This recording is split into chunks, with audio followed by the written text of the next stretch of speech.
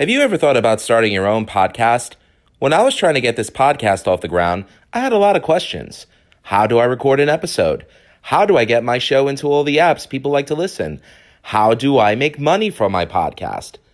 The answer to every one of these questions is really simple. Anchor. Anchor is a one-stop shop for recording, hosting, and distributing your podcast. Best of all, it's 100% free and ridiculously easy to use. And now, Anchor can match you with great sponsors who want to advertise on your podcast. That means you can get paid to podcast right away. In fact, that's what I'm doing right now by reading this ad. I love Anchor because it allows me to record without having to spend thousands of dollars on equipment that I would probably have difficulty using anyways. So Anchor makes it all possible with the simple app. So if you've always wanted to start a podcast and make money doing it, go to anchor.fm/start to join me, Lou Mavs, and the diverse community of podcasters already using Anchor. That's anchor.fm/start. I can't wait to hear your podcast. Looking for some new podcasts to listen to? Well, Rat Salad Review Network has plenty of shows to choose from.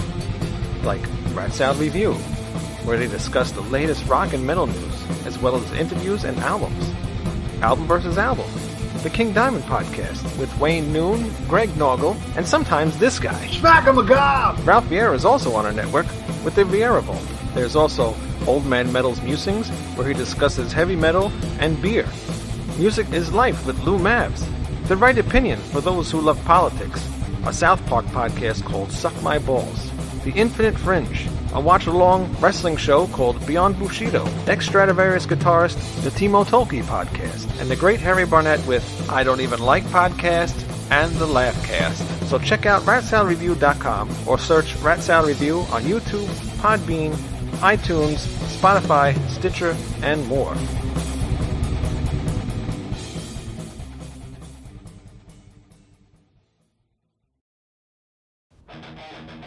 You're listening to the Music is Life podcast with your host, Lou Mavs, on the Rat Salad Review Network.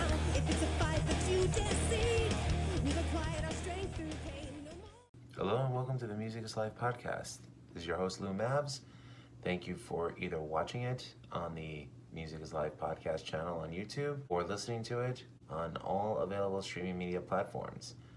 This is part 2 of my interview with George Fullan, General George, formerly of General Studios. In this episode, we get more in depth about his time working at Pi Studios, producing some big name artists, the pros and the cons, and the ups and the downs, a lot of that stuff. Once again, this was a 3-hour conversation that I had with George. Learned a lot about his experience and at the same time, learned a lot about what was going on in his life that I had no idea. It was pretty introspective. It means a lot to me that George was this transparent about his history. One of the best subject matter experts when it comes to engineering and production that a lot of people can learn a lot from. Thanks for watching part 1. Now on to part 2. So what was it that actually got you into the whole aspect of being a production engineer, being an audio engineer? Like, just being in the scene as long as you were and just getting involved with it, or was it school? What was it in general? So I was booking shows, and then a friend of mine, his name is Tyler King, he booked a lot of shows, and was the Wait, I'm sorry. Did you say his name was Tiger King? Tyler King. Oh, Tyler King. Okay. It's funny, Tiger King. I never thought of that. Tyler King, and he booked a ton of shows, great shows on Long Island. And then in the city, and he was the main booker at CB's for years, like all through the 90s, or late 90s, early 2000s. And he would book some Sunday matinees, but it wasn't every weekend like it was back then, like in the heyday of New York hardcore. But he told me, you're too nice to book shows. You have to be a little bit of an asshole. I was always like, fuck, he's right. I probably would have let some people walk all over me, club owners or VFW halls or bands or whatever. So I wasn't good at that. And then I started singing for Clockwise, and I was like, went and recorded at this studio in the city, and heard my voice and was like, I am not a good singer. I shouldn't be doing this. But I knew I wanted music to be my life, and I really paid attention when Clockwise recorded and was like, this is cool.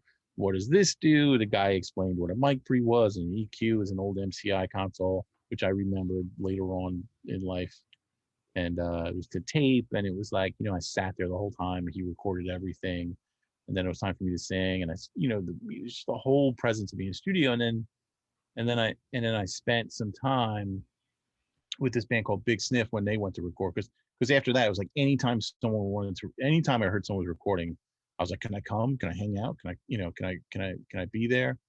And I went upstate to this place called Sweet Fish, which was a studio in Argyle, New York. I remember Argyle, New York, because I got a ticket that ended up suspending my license about 6 years later. So Oh, jeez. I never take care of anything or myself. So so I had to drive back to Argyle, New York, and wait for the court to open and pay this ticket to unsuspend my license. But so this guy Reese, who owned Sweet Fish, I was hanging out with him. He's a studio owner. Big Sniff was recording, and I was telling him I was interested in recording, and he was like, why don't you go to school for it? And at that point I had no idea that you can go to school to become a recording engineer. So then I started researching schools, and that was like, you researched school by like looking at the back of magazines. You didn't Google how to become a recording engineer. You went to the library and looked up recording schools and talked to people, and I started to apply around. But I was really good at school, but I was very bored with school. So like my grades weren't good to get scholarships or anything, and we were poor. So a friend of mine, Brian Smith, who's the drummer from Loyal to None, was like, I was talking to him at a show about it, and he was like, I go to Nassau Community College for recording. They just started a recording program. I'm in the first year of it. So I was like, oh, how do I get in touch with this? And he said, go to this office, ask for this program. They're going to have you sign up for it. And then you have to pass a entrance interview, because there's only spot for 25 people. And he goes, and I know that 60 people have already applied for it. It's like, fuck. Rushed, did the whole thing, was trying to get in the second year of the program, met with the professor who was doing this. His name was Kevin Kelly. And Kevin Kelly said, I don't want to let you in because your grades suck, but Brian Smith is my best student, and he said you're a good guy. So I was like, it's not what you know, it's who you know. It's who you know. So I got in. I was on the dean's list two semesters in a row because I loved it so much. And me and Kevin Kelly actually became pretty decent friends through that process of learning, going, he was my professor, and like I learned about recording. And then Brian Smith was like, hey, I know you're not ready to intern yet because the year wasn't over, but I'm leaving this place called Pi Studios. It's a vintage studio in Glen Cove, and you should apply for internship there. And I was like, thanks. Brian Smith called up Pi Studios and said, Brian said you're looking for an intern. I would like to be your intern. So I come in and interview. I went there and interviewed. During my internship interview at Pi Studios, this guy walked in and said, hey, I'm Perry. I'm the owner. The studio manager was interviewing me. And after about 20 minutes talking to the studio manager, they were like, yeah, you seem all right. I don't know if you're ready to intern, but Brian Smith says you're a good guy. Oh my goodness. So we'll think about it. And then the owner of the studio came in, this guy named Perry came in and gave me a toilet brush and said, if you clean my bathroom, I'll give you an internship. So I went in and I cleaned his bathroom for an hour, and I came out and he walked in, he goes, that's the cleanest I've ever seen my bathroom. He goes, when do you want to start? And I was like, I'll start tomorrow. And the next day I was interning at Pi. And then within a month I was their assistant. So I was assisting records. And then within 2 years, I was chief engineer of Pi Studios, which was maybe one of the nicest studios on the East Coast. I've recorded there with you. It was a beautiful studio. Yeah, we did piano, right? We did 5 tracks with live 88 key piano. Yeah. In that studio. If I could tell the story real quick, I don't think it's going to get you in trouble. I remember we booked the same day as Alicia Keys. Yeah. We were on a time constraint. I think we had 3 or 4 hours, and one of those hours consisted of the piano being tuned. Yeah. So you told Aaron pretty much, okay, go in there, record the best you could in one take, each song, and Yeah. we'll see how it sounds. And that's exactly what we did. We were able to get all 5 tracks on one take each, and you're like, it's perfect. Yeah. And then we Well, had to leave because Alicia had came in. because of that, I think because of the Alicia Keys push, we got like a really big hookup. I think he did like, he's like, give me $100, you're good. Because he felt so bad that Aaron got pushed out. Yeah, but he was cool about it. And I think I remember, and Perry was just like, anytime you guys want to come back, let me know. Yeah. That was really cool. Unfortunately, we haven't been back since then, but well, it's gone. I decommissioned it two Decembers ago. What? Yeah. I took a week off work and me and Perry decommissioned it. One of the best rooms. It wasn't doing anything.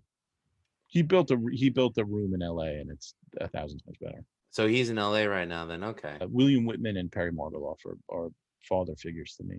They hate that I said that because that makes them so much older than me, but I'll call them mentors. Like you have mentors through your life, and I feel like those two influenced me beyond belief. Just intelligent, super intelligent men.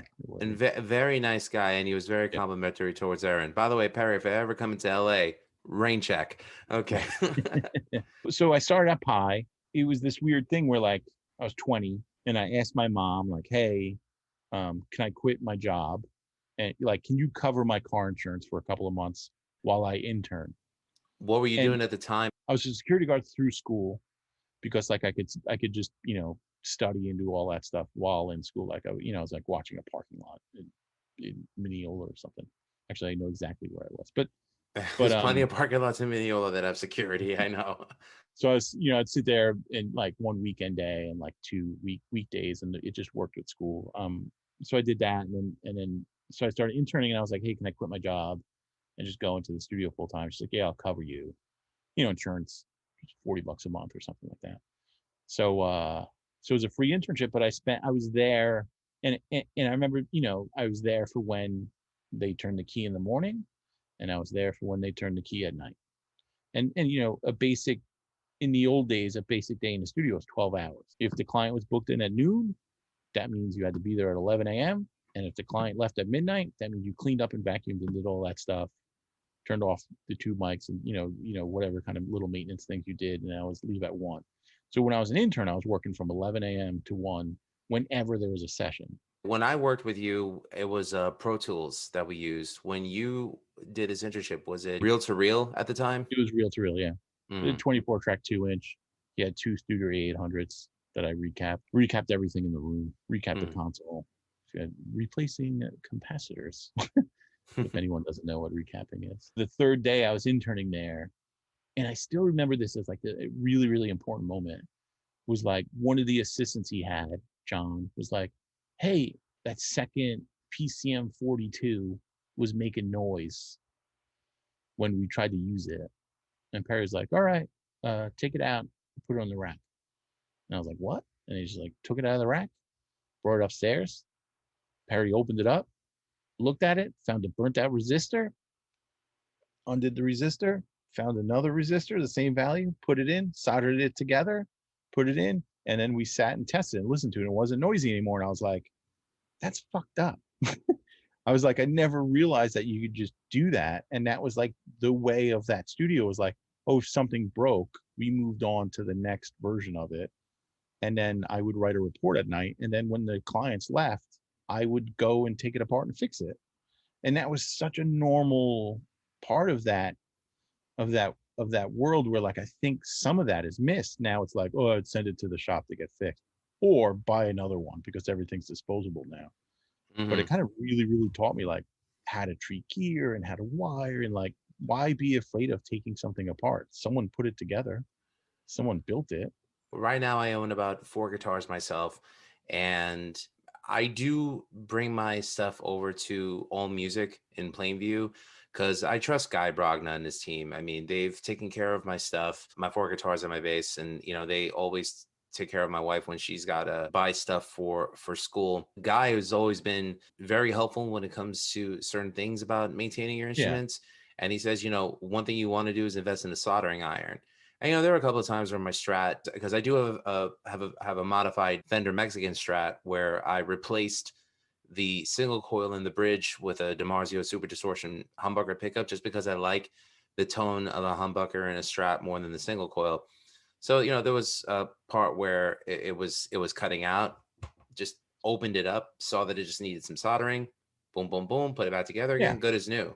As I've gotten older, I'm more about having fewer instruments that I can take care of and just focusing on getting the best that I can out of those. I just make sure that I take care of my stuff. I hate it when they mistreat instruments and they're like, "Oh, it's crapped out on me." Well, you probably bang it around a lot, and Yeah. to me, it's always just been more important to know your craft and know your instrument rather than just be show offy. And Yeah. unfortunately, there's still too many people that are like that when there's no I reason mean, to be.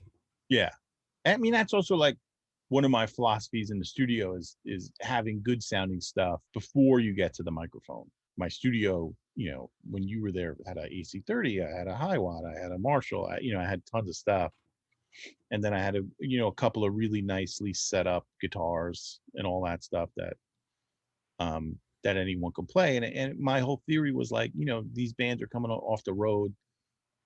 Their stuff is beat up. Here's something nice to play. Here's like a special event, like you're in the studio recording. Let's get your sound, and then let me see if I can beat it. Or let's get your sound. Let me see if I could add to it. You always had the best selection of tube amps in your studio, and I remember that high watt. I recorded Beneath You the put a Curtain with bass that through high. it. I Oh, did that. I you was did. just like, I could put a bass through a That was guitar amp, and you said yes. I don't. Yeah, that was one of Whitman's high watts. So when I closed my studio, I gave it back to him. I have a good sounding B15 in my basement, which I do bass through. Which Mm. actually now it's funny. Everyone does bass DI.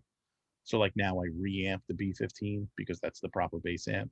Oh yeah, But I'm sure you know that Tech 21, they have DI boxes for bass. for my ears, for some reason, I need a moving speaker and I need a microphone. It just never sounds. It always sounds 2D. It's like I can't grab it. It's like a weird thing. And who knows if I'm right or wrong? It's just my taste. It's my aesthetic. But No, whatever works for the individual, I guess. I yeah, mean, it's funny because I remember back in my touring days, I had the half stack. I had the Crate Blue Voodoo 120-watt tube and whatever cabinet I could get my hands on. And that was my live rig. Then my live rig now, if it was a smaller venue, it was a Marshall 30-watt solid state amp that I just put the mic on and ran it through the PA, and it hmm gave me the loudness that I yeah, wanted. And my primary amp is actually right next to me. It's a Black Star Tube HT Soloist 60. Before, when I was looking for as many watts as I could, now I'm just like, well, I'm not playing the garden. yeah. And I think it's just important for me to play something compact, but something that has a quality sound. What's your take on that? Like, I mean, I know you say yeah, and I agree with you because it's nice to have tone coming through an amp, but knowing what we know now, especially about live performances, because some people still want the half stack. Do you think it's even necessary anymore? Yes and no. If you're playing clubs like the downtown and whatever, it's like I feel like a 4x12 and 100-watt amp. You need it because you don't know what kind of PA support you're going to get. You don't know the front of house. You should somewhat have a somewhat loud stage. All front of house guys are mad at me right now. Get Say you over should, it. yeah. I always say you should have an 18 or a 15-inch speaker for bass. I don't fucking care about what your 410 or your 810 cabinet is voiced at. I just think having a large speaker for bass is important. That's maybe a little bit old school, but when we were playing in 3 Years Older, like my bass player didn't agree with me, and I went out and bought an Ampeg 15, one for the studio, but two to play live with 3 Years Older. And we started playing live with it. And he goes, "Fuck!" I just felt like I needed that bottom end on stage for when I was singing because I Hmm. mostly sing to the bass. It's just the way because I was a bass player. So like it's mostly where my vocal lines come from is like good bass lines kind of. I just always think it's important to have that. But and a 4x12 is great. But like if you're playing arenas and you're playing with in ears, who the fuck cares what you have on stage? Like but there should be an amp somewhere that maybe a little bit isolated that someone's playing some good sound. I mean, in the studio, like I kind of hate any amp that's over 50 watts because I can't turn it up because I'm going to blow up the mics or whatever. Or in my pre's, like it's a pain in the ass to have a loud amp in the studio. So like, I mean, I'm sitting in front of like a 100-watt orange right now, but a 30-watt AC30, a 5-watt Epiphone Valve Junior, which I love to record with. I got a THD Flexi 50, which is like a little bit of a takeoff of a Marshall, but also then more. And that goes down to 20 watts, and you could really kind of crank that 20 watts to get a microphone on a speaker. But like, I very, very rarely record guitar direct. I won't even take a direct channel as like, maybe I'll change it in the mix. It's like I'll only record direct if I'm going for a certain sound where I need a direct, I'm trying to do a weird delay effect that I need in the box. I'll record a guitar direct to get the weird delay effect, but like I'm not putting amp plugins on that guitar. It's like I want that sound because to roll back to learning how to record to tape, I come from a world of like every great engineer I worked with on the good records I worked on, they would say when you push the fader up 2 weeks from now, you want your sound that you want in the mix on that fader. And you and that forces you to make a decision at the time. So like, we were at Pi and someone's like, oh, I want to play a lead. What do you got? And I'd be like, oh, there's a really good Fender Twin. Let me set it up. And that Twin would kind of influence them to play the lead. And then, either I was engineering or another engineer would like, oh, I want, the Neve mic pre, because there was a Neve there through an LA2A, and that would record to channel 14 or whatever. And like, anytime weeks from then or when it went to mixing, they'd push up that fade, they would go, oh fuck, that Twin sounds so good. And because that influenced other stuff in the song. So to me, like one of the things that Pro Tools engineers do is they record a direct guitar, they record a clean version of it, they record a dirty version of it, and then it just prolongs the decision until you mix. And to me, that's never good, because then it's like, what could a great guitar solo sound influence the singer to sing the next day? Or what could a great rhythm guitar sound influence a horn section or a string section or like a tambourine? But like, it's all like the building the tracks. You should really get it as close to mix ready as possible when the mic goes on the amp. To me, I always hate like, oh, we'll take care of that in the mix, or we'll do that stuff. It's like, some stuff you have to do in the modern world because like we're competing with records in the Pro Tools world. So everything's slammed. So like if you record a drummer and it's kind of like, shit, his consistency in the hits isn't that great. It's like, I know I'm putting a sample under it and I'm pushing it to the top. So every fucking hit, it sounds like he's fucking mad at that snare drum. That's being competitive. But like with guitar tone and bass tone and even vocal tone, or like, percussion and all that stuff, it's like it should really be as close to the final product. I really like the moment of building up a record. It's my favorite part of making a record is getting the tone and working each song. Like, I'm at the point now where I'll put a mic up, I got the pre up, I got a little compression on it. The guitar player will start playing the songs, play your part, and then I'll walk over and tweak the amp to the way I want it to sound like 3 weeks from now when I'm gonna mix. And they're always like, I some of the guitarists I've been recording lately, it's like, fuck, I know I fuck up when George walks over and starts turning the amp knobs. Like, I know it's not a take when he starts fucking around. Kind of harkens me back to some of the stuff from the 60s and 70s, and even, early 80s, I'll say, to an extent. Like a lot of those warm sounds that came from the amps that the musicians were using in the studio. I've really been listening to like a lot of fusion records from the 70s, and mostly Alan Holdsworth. And I know that in our conversation outside of this, I was talking about my love for Holdsworth, and I talk about him on the podcast as much as I can, because I think he's one of the most underappreciated guitarists. That when I listen to that stuff and I'm hearing the sounds that he got, and to think, the perfect timing that the musicians that he was playing with, I think it was Tony Williams, I think it was the drummer that he was playing with at one point, guys like him, guys like Gary Husband, guys like Chad Wackerman, they didn't need a click track. It was, they went in there, they knew their skill, they knew their craft, they knew their instrument, and they just went in and they got the best sounds with what they had, and they released some great products because they took the time to really say, we can do this better, but let's work it out before we go into the studio. And then, jazz musicians, they're always on a set budget because it's not one of the lucrative genres Yes. out there. But, they went in, they did their thing, maybe a week, maybe 2 weeks, and then boom, they released a great product. And you listen to some of the stuff from Weather Report, you listen to some of the stuff from IOU, and it's just like, oh my God, how good it sounds. And it's just like, I think you would have thrived in an environment like that. It's one of those things where, and I've had other engineers and other producers and stuff like, man, you're fucking 10 years too late. Like when you started, like you saw the heyday. And I tell this story all the time. Like the first session I was an assistant engineer on, there was a band from New Jersey called Love in Reverse. And Heard this of was them? like 1994, 95 or something like that. And they were in the studio for 3 months, 12 weeks, or a little bit of pre-production actually, tracking, overdubbing, and mixing, all done at Pi over 12 weeks. It was like a 2-week break before mixing. And the album sold 1,500 copies.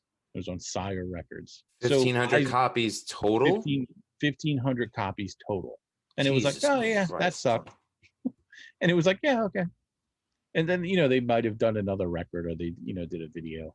I've made records for $1,500 that have sold 20,000 copies. It's like, that's the reality that we live in. It's like the music industry was so crazy back then. There's just so much money that people just made mistakes. The 2000s came and Napster happened, and they really kind of saw the writing on the wall. They got rid of everyone, and instead of having 50 artists and 3 hit making artists that pay for everyone, you have 7 artists, and 5 of those artists are making hits, and they're hardly paying for themselves. I remember one of my internships while I was in college was for a record label. I got to intern at NG Records, which ended up becoming Artemis Records.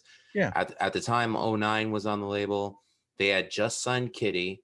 So this was the summer right before their album Spit dropped, right before they got the Ozfest 2000 tour. And I learned a lot from working there, where I was able to learn how to make press kits. I learned how to make calls and speak with radio stations about getting ads and things like that. So, I kind of learned how to talk to people. Hey, is your program director there? Oh, Marjorie. Hey, this is Lou from blah, blah, blah. Yeah.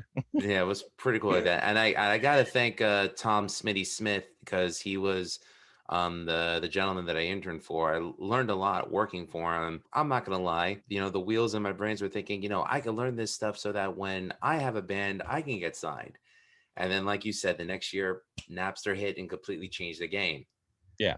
And I do think their reaction initially was poor, but then that was the rise of indies, because being an up and coming engineer in the late 90s, I would meet the interns at the record labels. I would meet, the A&R assistants and stuff. And then you cultivate those relationships, because those A&R people would get you work. Like there was tons of times where I'm like, hey, I just signed this band, I want you to demo them. And it was like, all right, cool.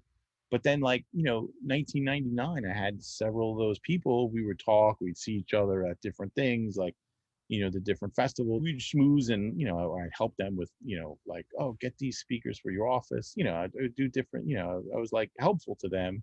And they were like good friends. Like some of them were good friends. And then literally they were all gone. Yeah. It's like 2001, they all got fired. They laid off like 2,500 people in the music industry in New York in 2001. My late brother was actually the head of HR for the IT department at Universal Records. So I know that was an unfortunate time. I think the last A&R guy that I dealt with was Mike Gitter over at Roadrunner Records. He had just signed Killswitch Engage from Ferret. I think it's safe to admit that Slipknot was the band that brought Roadrunner to the forefront. It feels like Killswitch Engage, they took it to the streets, because at that point, 2002, 2003, Killswitch was the band that everybody was talking about. Yeah, but I think Roadrunner had a deal with like Atlantic's like distro or something like that, and then that fell through for them. They were through Universal at one point, and then it switched over to like Universal Atlantic. Yeah.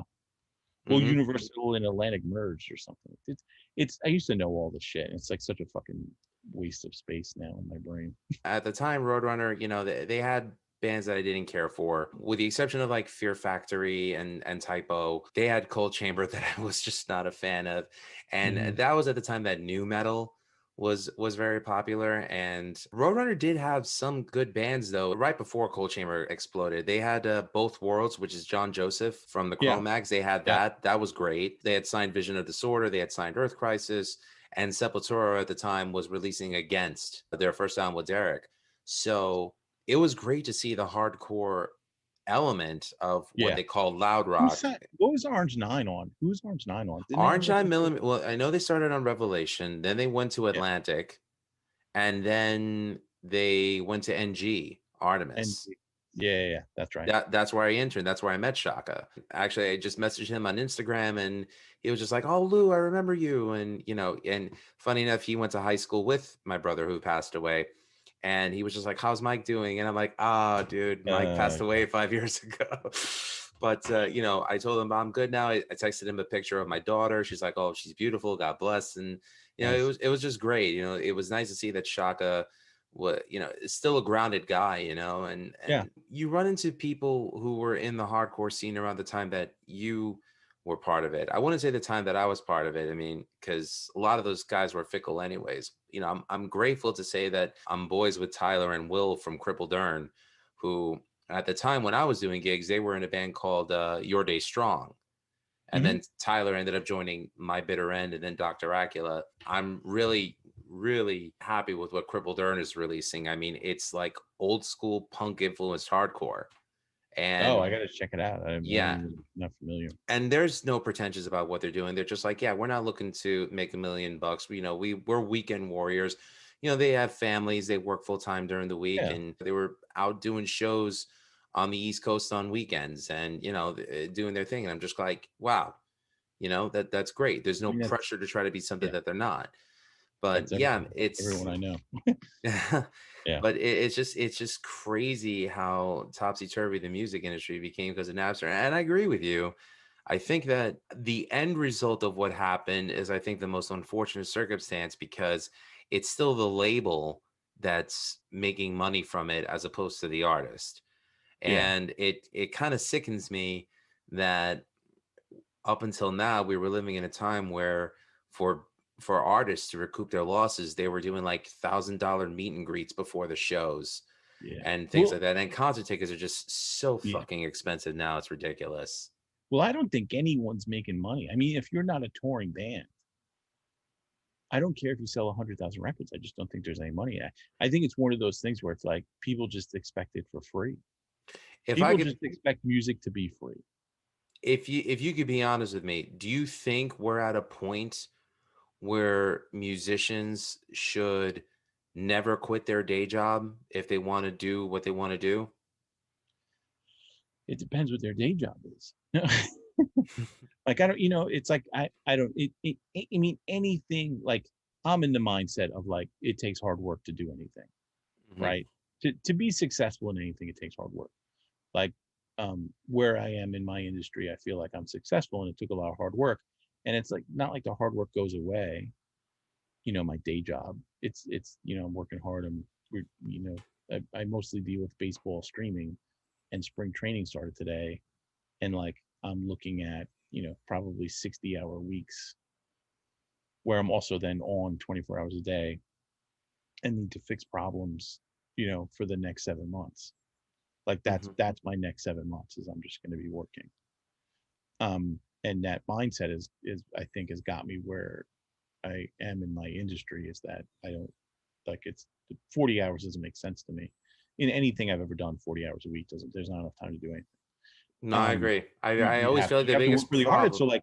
So like if you're a band and you're the only thing with like the only thing with the music industry is fickle. It's like you could be the best guitarist in the world, and and and if you don't have good taste in your songwriting or get with someone who's good, no one's going to ever hear you because it's just not going to get popular.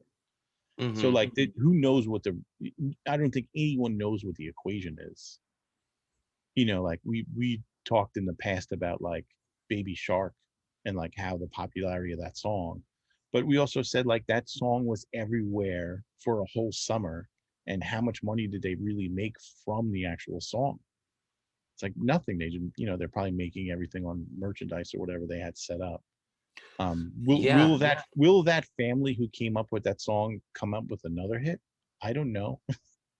but like it, but like is it's that the music industry? I it's mean, the biggest one-hit I'm wonder using single. I know I'm using it as an I'm using it as an extreme example, but like I mean like yeah, to go back to like some of the earlier stuff we were saying, like I think if you take the fantasy out of music and your career, um I always say that that's an important step in just being a musician, because 100 years ago, if you could play a mandolin or or an acoustic guitar or like a little snare drum, and you sat on your porch and you played some music for your family and friends every other Sunday, and you all sang together, I mean, that was an amazing thing. That was a great time that like could be passed down through generations. Hmm. Why is that not still good enough? Why is getting on a stage in front of a fucking $100,000 PA in front of 20,000 people the height of what people want? Like, to me, that doesn't make any sense. Like, I'd rather just be playing songs and music for my friends and family. Like, I want to be better at guitar so I can play songs for my sons. But that's my mindset. Like, and I've shared that with people in the past, and I'm like, like who cares about the fantasy of being famous? That's only 60 years old. That's only from Elvis. People going I crazy in the street for you. I have to be honest. I'm of the same mindset as you. I admit I thought differently back then, and I think that's because of the environment that I was in, with people who heard what they heard on records that were released by Vagrant or Drive Through, and they're like, "That's what I want to do," and Yeah, we have to do exactly everything as they do so we can get to that point. And I'm just like, why don't we just have fun? yeah, Because to me, it's like if I'm not enjoying what I'm doing, and I've always been this way, if I'm not enjoying what I'm doing, I don't want to do it. yeah, And I remember thinking to myself, I said, you know what? In 2003, I said this. As cool as it would be to be on a major label, because at the time I didn't realize that all a major label was just a big loan that they would yeah, give you, but you'd have to pay that back plus yeah. interest.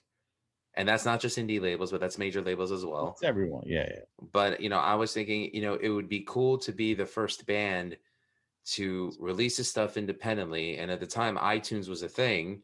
And if you were an independent artist, you could release your stuff on iTunes. you still And can. yes, you can. I But buy. at the You know what? I buy tons of stuff on iTunes because it's the best money breakdown. Besides like Bandcamp Fridays and all that stuff like that.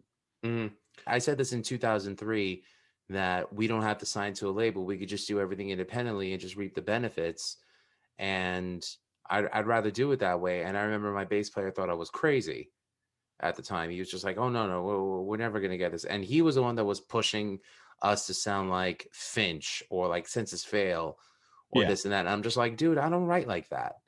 I mean, like, if I could think of everything that's ever influenced me growing up, I could say that I'm as influenced by Black Sabbath as I am influenced by Minor Threat, as I am influenced by Fishbone, as I am influenced by Gordon fucking Lightfoot. You know what I mean? yeah, Like to me, it's like I've always said there's two kinds of music. There's good music and there's music you don't like. If I'm going to block out everything that's good because it doesn't follow one specific genre, then I'm doing more of an injustice to myself as a musician or as a music writer yeah. than anything. I feel like that's more damaging. I think it's good to be influenced by different forms of art, whether it's Yes. literature, whether it's audible or visual, anything.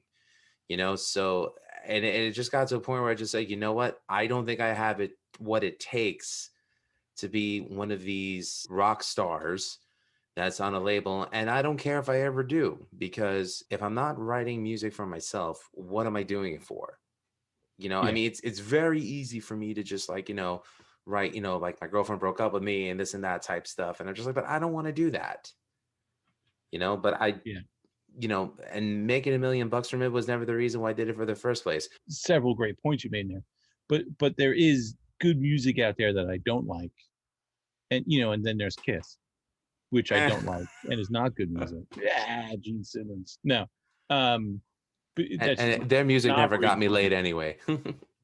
Yeah, I don't think music ever got me laid, but I wasn't playing music to get me laid or whatever. I don't even know why I started singing for Clockwise. You know why I started singing for Clockwise? Because I could book shows, and I was popular, and Ed wanted good shows, so he was like, "Yeah, you sing for Clockwise," and it was like, it made sense for him, and I think that's like any hardcore singer starts singing, like, and then I started loving it. I wasn't like obsessed with it, and I definitely lived without it for years, and then I was in another band 3 years older, which was sort of a little bit more of like an experiment. All of 3 years older songs are standard song structure. When I first heard 3 years older, it reminded me of Bane a little bit. Like it had that hookiness, it had that melody, and it was heavy at times, like yeah, and I enjoyed the hell out of that album, and I really loved your cover of Time After Time. That was beautiful. That could be a story. So we covered Time After Time because William Whitman, who agreed to record the 3 years older record, who was a good friend of mine, recorded She's So Unusual. He was the engineer and sort of helped produce that record, Cyndi Lauper's first big record. We were gonna track the drums at a studio outside Philly at the guy who wrote Time After Time with Cyndi Lauper, this guy Rob. Wait a minute, that's not one of the members of the Hooters, is it? It is the guy from the Hooters. So oh my God, I worked very closely with as an assistant engineer and did some engineering for this little production team. This guy, Rick Chertoff, who's a producer, William Whitman, who's an engineer, and Rob Hyman had like a little kind of songwriting production crew. And they would do a lot of stuff at Pi because Whitman really loved the console at Pi. So that early on, some of the early records I assisted on were Whitman, Chertoff, and Hyman making music for all different kinds of stuff. They actually made a really, really awesome record called Largo, which is hard to find, but like that might be up your alley, that record. It's like, it's just a fucking great record. I listen to it all the time still. Now, is that the same team that did One of Us from Joan Osborne? Pretty much all of them? Yes. So I started working at Pi right as One of Us was done. And actually the first session that I assisted on, which ended up me getting the assistant job at Pi, Joan wanted to record the vocals different for the video. There's some stuff that she did on the record that she didn't like. So the song that they used for the video is a different vocal performance for One of Us. The assistant, I think, dropped a very expensive mic at Pi. A week later, Perry had found the dented mic and called me into the studio and was like, "We're sorry, we can't use you anymore, blah, blah, blah." And I was like, "What do you mean?" And he was like, "Well, you dropped a U-47 and we found it and you tried to hide it." And I was like, "Nothing for nothing, but I don't know what a U-47 is." And he went into the mic closet, grabbed it, and I was like, "I've never seen that mic before. I'm sorry." And he believed me, called the assistant, and he was like, this guy named Nick was like, "Hey, what happened to this mic on this date?" And he goes, "Well, I dropped it. It's old anyway." And he goes, "Nick, lose my phone number." Congratulations, you played yourself. Nothing for you.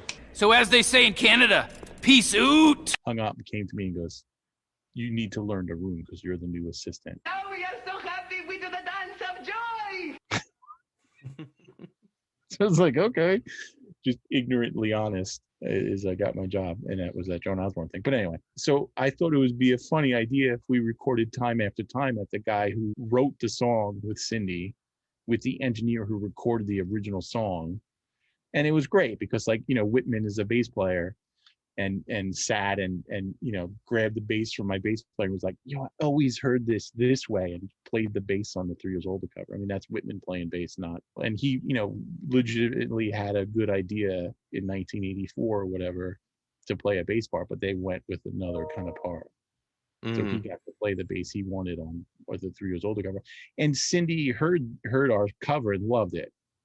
I always said I sound like drunk karaoke on that song, but she loved it.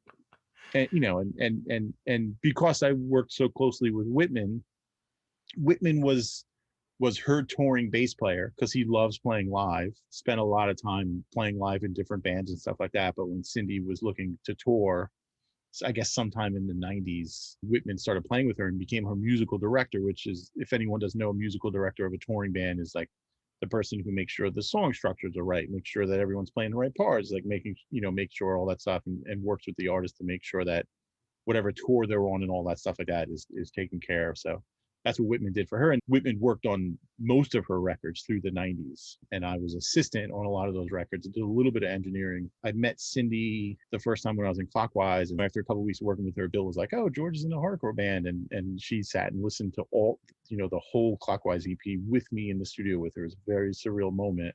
And then ever since then was like, oh, I love what you're doing. Like, she understood I wasn't really a singer.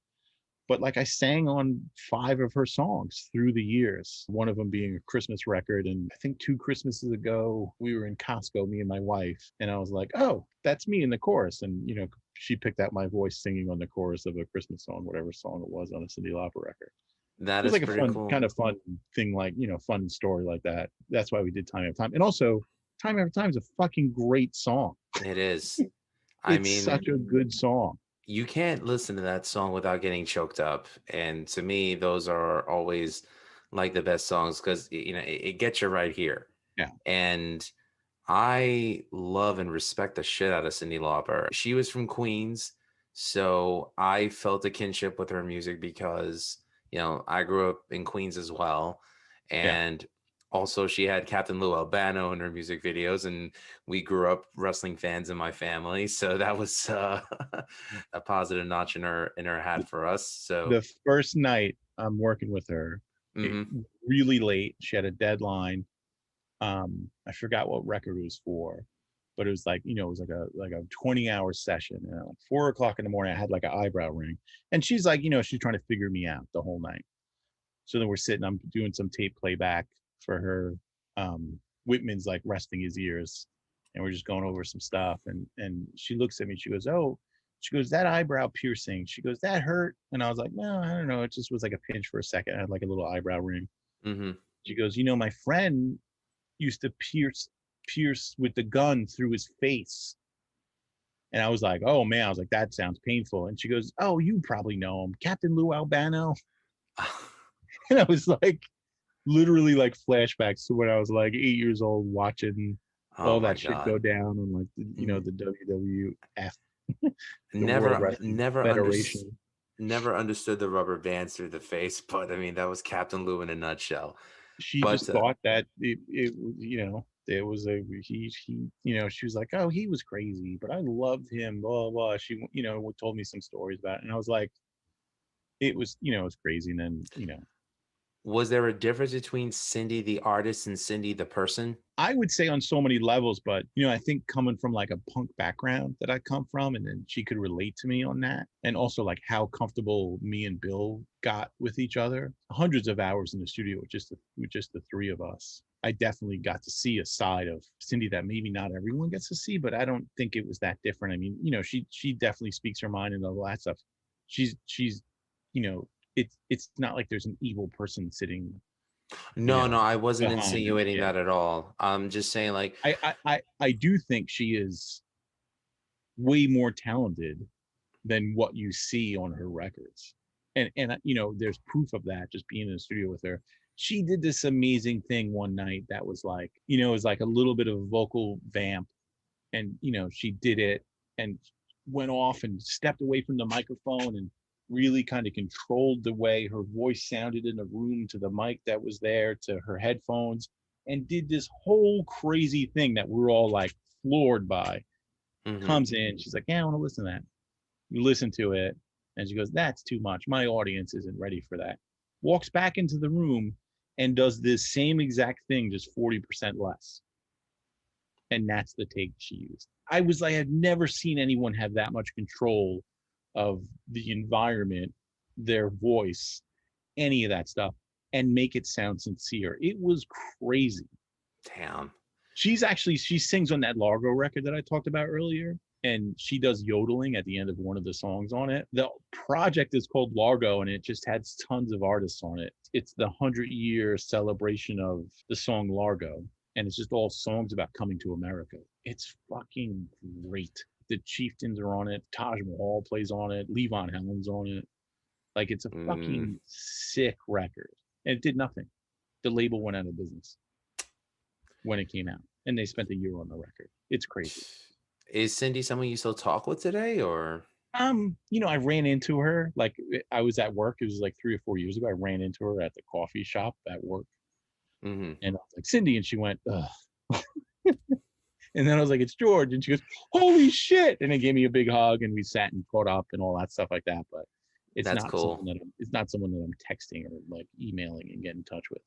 Every once in a while, if she's playing and I want to see Bill, like, I'll be like, hey, Bill, get me tickets, and I'll get tickets and go. There was one night, this is 10 or 12 years ago, where she found out that I was coming and she wanted me to sing on one of the songs I sang on the record. So Whitman was like, if you don't want to sing tonight, hide until Shine is played. So I was like, all right. So I avoided her until after the song that she wanted me to sing on, because she saw my name on the list and she was like, I want to get George up. So I hid in the front of house. And then during one of her songs, she runs around and all I hear is George. And I look up and she's like over the front of house board pointing and you basically yelling at me on the microphone in the middle of one of her songs. And I was like, oh, Cindy. And then after that, she's like, Whitman told you I was looking for you, right? And I was like, yeah. I'm in a video with her, a Money Changes Everything acoustic video with her. And I got Adam from Taking Back Sunday to do Money Changes Everything. There's a record she put out. It's a great sounding record called The Body Acoustic. It's all of her songs kind of acoustic. Whitman recorded it. It's fucking great, that record. I'll definitely check that out. I'm in a video that you can find on YouTube, clapping along, and I sing a little bit of yeah, yeah, yeahs in it. Nice. Okay. So yeah, it's my life with Cindy. So we got one of the more positive experiences you have. So I'm sorry, I have to bring it up. Why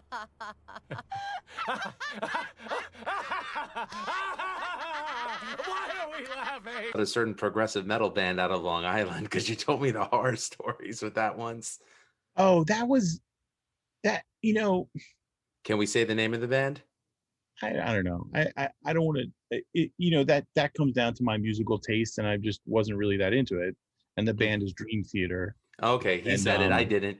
Yeah, Dream Theater is a very talented band.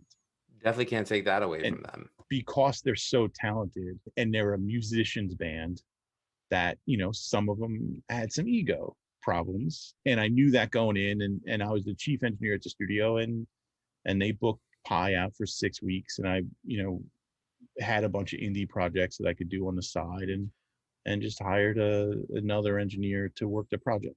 Was and spent a little bit of time in the studio with them, and there were actually 2 of the members were extremely nice, and I like spending time with them and talking shop and stuff like that. But the album was 80 minutes long and it was 6 songs or something like that. I want to piggyback actually on something you mentioned before, because you were talking about like when you would look in the back of magazines to find out like engineering schools. I think I remember at the time in like the late 80s, early 90s, there was the Musicians Institute of Technology. I think there was one of the big ones in California. Yeah. I remember seeing advertisements for them in like Guitar World and Bass Player Magazine, and I think even maybe some of the metal mags like Hit Parader and Circus. I could be completely wrong about that. There was SIR Studios. No, that's the rental place who my nephew works for. It was some, or ST or ARI. It was like Audio Institute, Audio Recording Institute. I think Audio Recording Institute, ARI. So my friend Juan went there, and that was a good program. That was New York City. And then there was some 4-year programs at state schools. There was one upstate that was like a lot of great engineers came out of that program. But you had to like play an instrument to get in. I wasn't that good at any of that stuff, and it was expensive. So Nassau Community College for me. Nothing wrong with that. Hey, look, if my daughter tells me she wants to go to community college for 2 years to wet her beak in something and see if she likes it or not, I'd be like, hey, better spending it at a community college than dropping tons of dollars on a university or anything like that. Especially for something that you're not sure if you want to do.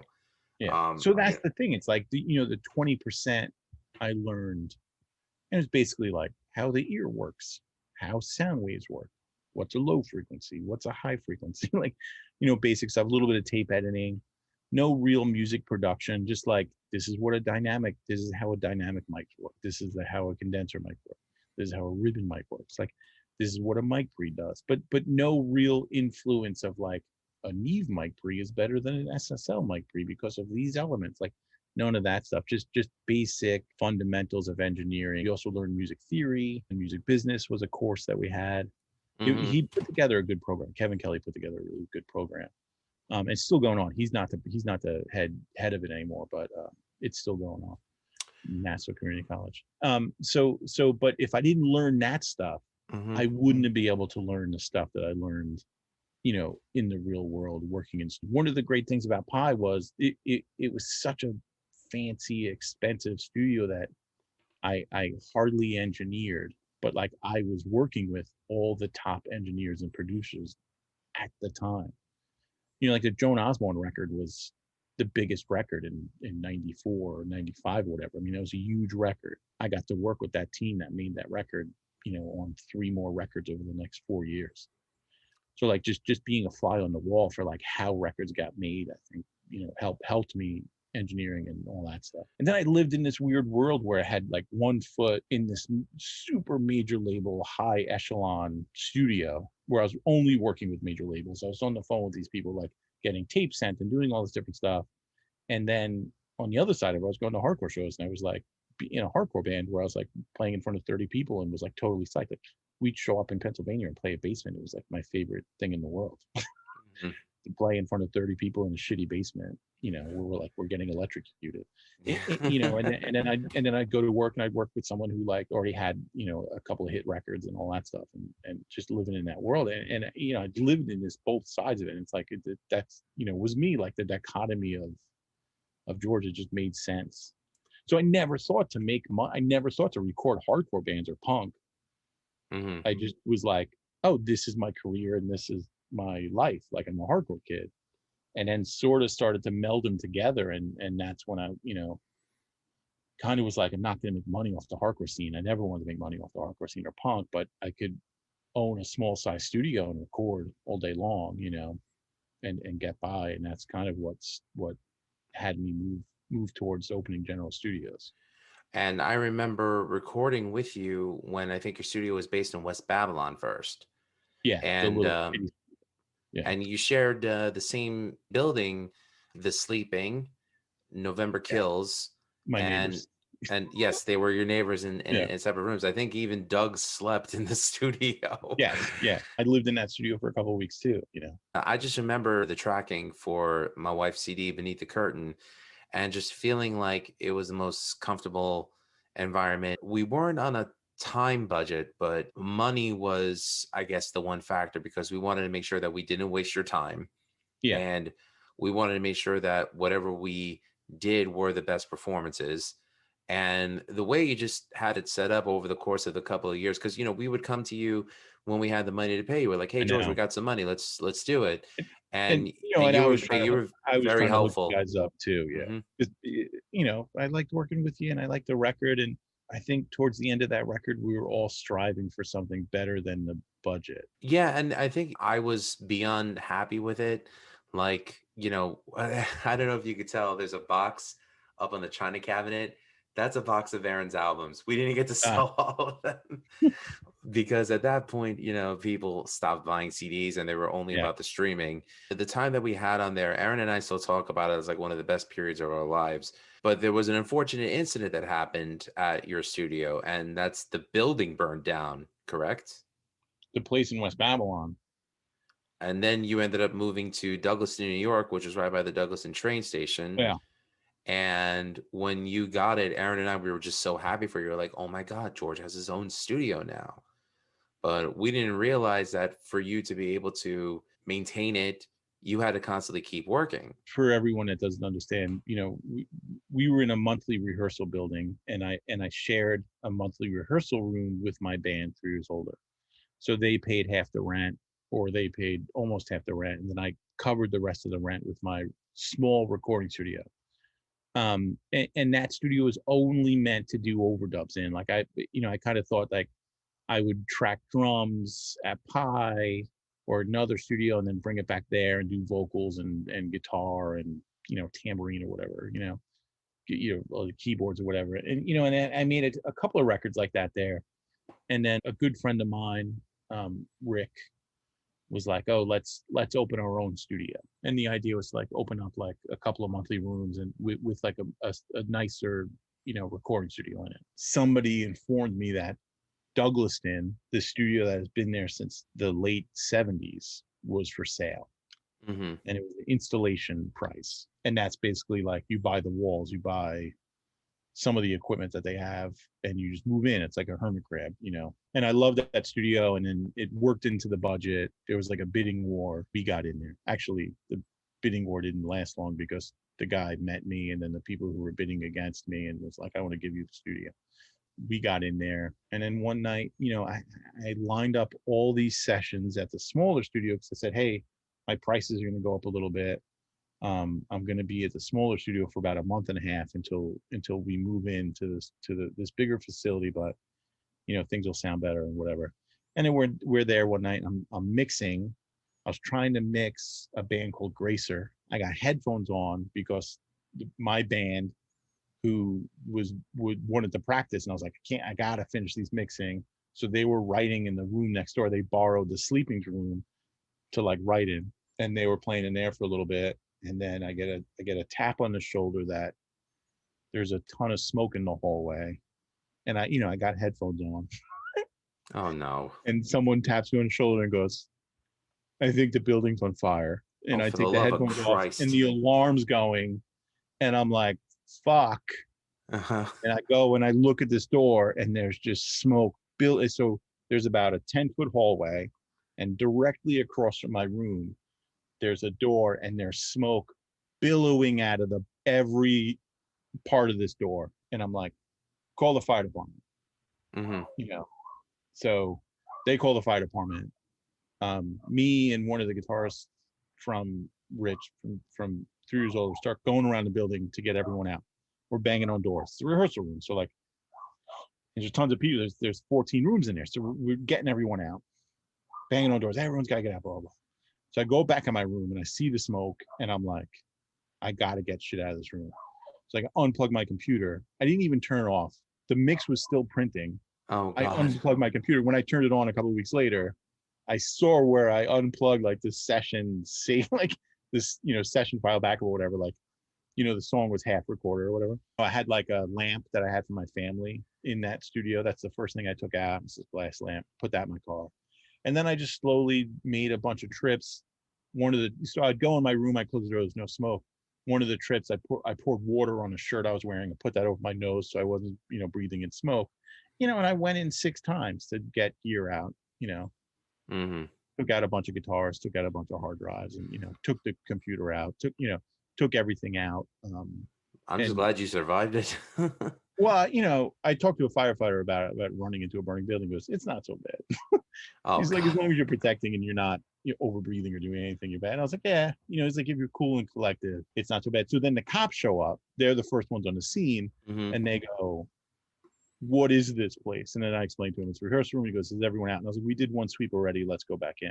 So then I brought them back in. So I went back in actually a 6th time, and then walked them through the building and made sure that everyone was out again. Everyone was out. Showed them what the exits were, showed them what everything was. And then the fire department showed up and started putting out the fire, which caused a lot of water to come in my room. So then I snuck back in to see what the water damage was like in my room, and started lifting drum sets and all that stuff like that up on the couch and amps and everything. So I didn't have that affected. And the fire department breaks every window and every door. Right. So I knew to leave my door unlocked. So they kicked my door open and nothing happened to it. So then we sat there till about 5 o'clock in the morning until they left. And I went in, locked up. There's no electricity for alarm, but took out more stuff, and then went home. But I had no money.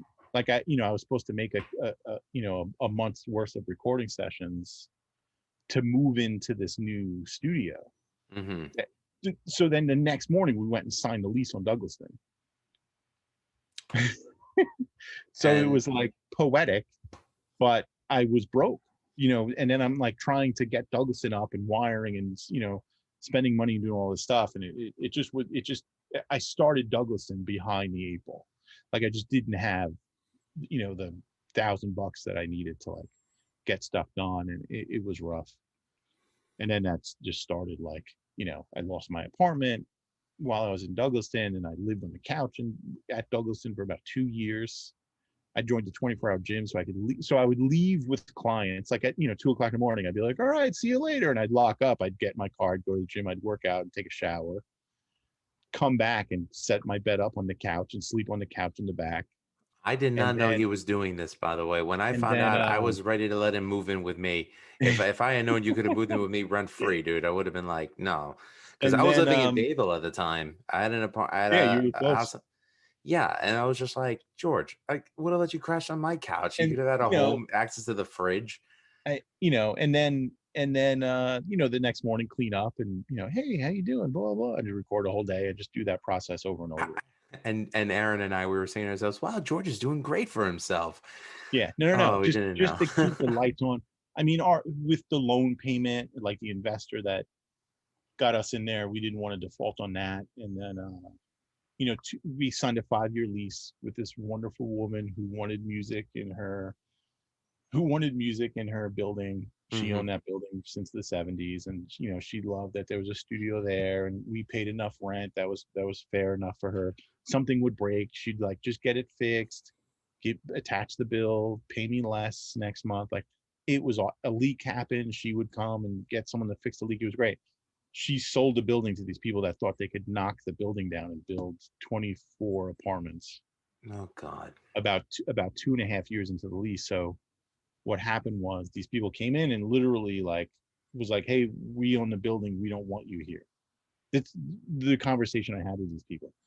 Like, oh, we're gonna raise your rent as much as we can, as fast as we can. So then, we lawyered up, we did all this stuff, we fought them for about 2 years, and then it just was like, they're never gonna re-sign the lease with us. There's people measuring. We had a leak they never fixed, ruined the bass amp. Like, there's tons of that stuff that we just fought. And then, by the end of it, it just wasn't worth it. So thanks for watching part 2 of my interview with George Fullan. We're going to wrap it up soon with part 3, which will be up very soon. It'll probably be up by the time you actually watch this episode. I want to thank George again for being my special guest. Just want to remind everyone of the good name of Rat Salad Review Network. Please like and subscribe on YouTube to Rat Salad Review, and again on all available streaming media platforms: Apple, Google, Spotify, Amazon, Pandora. Just want to give a quick shout out to the fellow podcasts on the network, such as Beyond Bushido with James and Eric Adams, Suck My Balls to South Park. I feel so weird saying that name every time, but it is one of the best podcasts out there. Definitely the best on South Park. Also to The Right Opinion.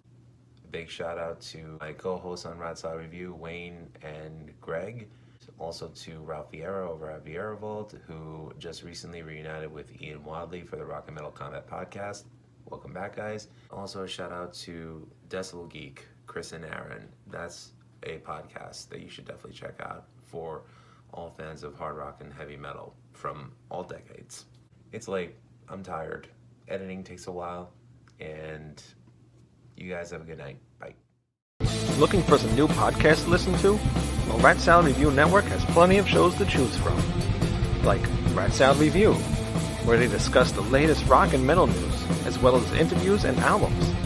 Album versus Album, the King Diamond Podcast, with Wayne Noon, Greg Noggle, and sometimes this guy. Smack him a gob! Ralph Vieira is also on our network with the Vieira Vault. There's also Old Man Metal's Musings, where he discusses heavy metal and beer. Music is Life with Lou Mavs.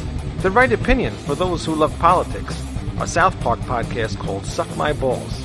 The Infinite Fringe, a watch-along wrestling show called Beyond Bushido. Ex-Stradivarius guitarist, the Timo Tolkki podcast. And the Great Harry Barnett with I Don't Even Like Podcast and the Laughcast. So check out ratsaladreview.com or search Rat Salad Review on YouTube, Podbean, iTunes, Spotify, Stitcher, and more.